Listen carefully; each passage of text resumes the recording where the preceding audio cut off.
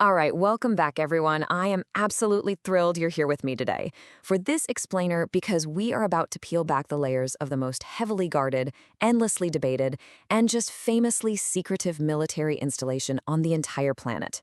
We're talking, of course, about Area 51. Whether you're a major history buff, an aviation nerd, or just someone who loves a good mystery, this explainer is designed to give you a really clear, structured look at what actually happened and what's still happening out there in the remote Nevada desert. It's the million-dollar question, right? It's captivated the global imagination for generations now. What is the US government really hiding out there?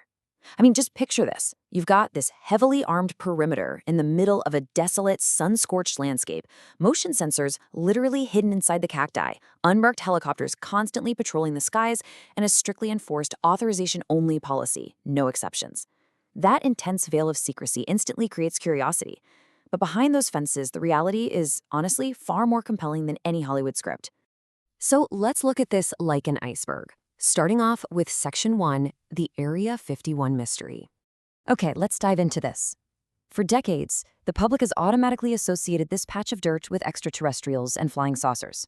But the reality? The truth is grounded in a very real, very tense shadow war, not science fiction. To really understand Area 51, we have to completely strip away the alien masks and look directly at the high-stakes geopolitical reality that actually birthed it.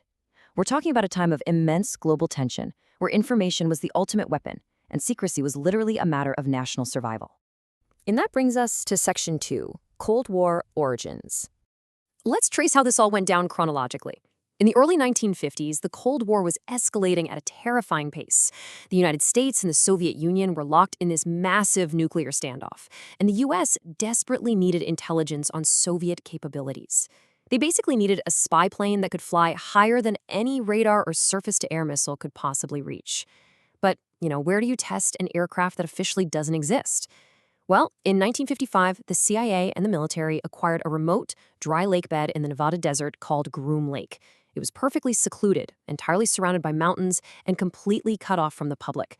It was so top secret that the workers were flown in on unmarked planes with the windows completely blacked out. No joke. So from the 1950s straight through the 1980s, this incredibly isolated landscape became the premier testing ground for the most heavily guarded aviation projects in human history. Which leads us perfectly into Section 3, Classified Cold War Aircraft. The sheer technological leap that each of these aircraft represented is just staggering. First up, we have the U-2 spy plane. To put this in perspective, in the 1950s, commercial airliners flew at around 10,000 to maybe 20,000 feet. The U-2 was designed to cruise at an astonishing 70,000 feet. It was untouchable. Then came the A-12 Oxcart. This was an aircraft capable of flying at Mach 3.2. That is over 2,200 miles per hour, purely so it could outrun missiles.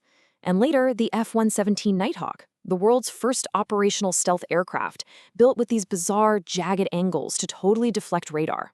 These weren't just planes, they were absolute engineering marvels, built in a total panic to protect national security.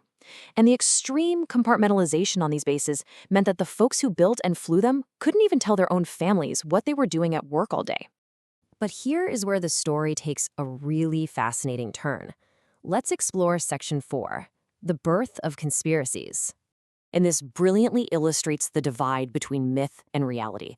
On one hand, we have the pop culture lore, right? You've got Bob Lazar's completely unproven claims in the 1980s about reverse engineering alien spacecraft, the lingering myths of Roswell, and just countless UFO sightings. It's absolutely crucial to state that there is zero credible, verified evidence supporting these extraterrestrial claims. But contrast that with the verified reality, top secret aviation testing. Think about it. Imagine you are a commercial pilot in the 1950s, flying at 20,000 feet. As the sun sets, your plane is basically in darkness. But 50,000 feet above you, the silver wings of a classified U-2 spy plane catch the sun's remaining rays, blazing like a fiery cross in the sky. To an untrained observer down below, a Mach 3 titanium dart like the A-12 or a jagged, black, radar-invisible F-117 absolutely looks like it's from another world. And the government couldn't explain these sightings without revealing their top-secret projects to Soviet spies, so they often gave vague, kind of dodgy answers, which, as you can guess, only poured gasoline on the conspiracy fire. So the really crucial point here is the sheer timeline involved. Decades. For decades, spanning well over half a century, the US government successfully kept the true purpose of Area 51 strictly off the books. I mean, think of how difficult it is to keep a secret in a small office, let alone a massive military installation employing thousands of people over 50 years. They managed to maintain this absolute veil of secrecy by intensely compartmentalizing information. They'd famously hide planes from Soviet satellites by physically moving them indoors whenever the orbital paths aligned. Plus, they really relied on the intense patriotism of the workforce during the Cold War. But eventually, the shadows had to recede, at least a little bit. This brings us to Section 5, Declassification and Modern Reality. It actually wasn't until 2013, literally just over a decade ago, that the CIA officially acknowledged Area 51's existence for the very first time.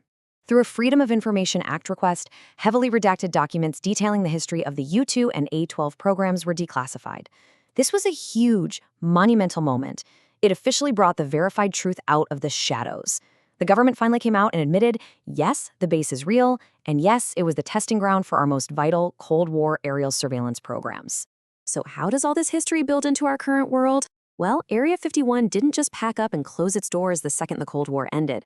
What you should really take away from this is that the base continues to play a massive ongoing role in modern military technology and national security.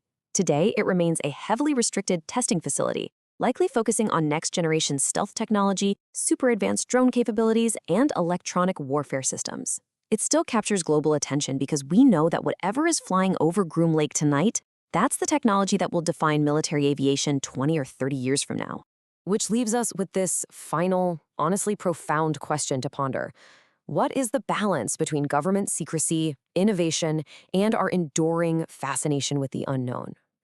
Area 51 proves that sometimes absolute secrecy is strictly required to foster the incredible technological innovation that keeps a nation safe. Yet human nature demands answers, and where there is a void of information, our imaginations will always fill in the blanks with the extraordinary. It's a really delicate dance between the need for national security and the public's right to know. I really hope this explainer has helped you separate the verified history from the myths and maybe given you a brand new appreciation for the real-life ingenuity that took place in that quiet Nevada desert. Thank you so much for learning with me today, and hey, keep questioning what lies beyond the horizon.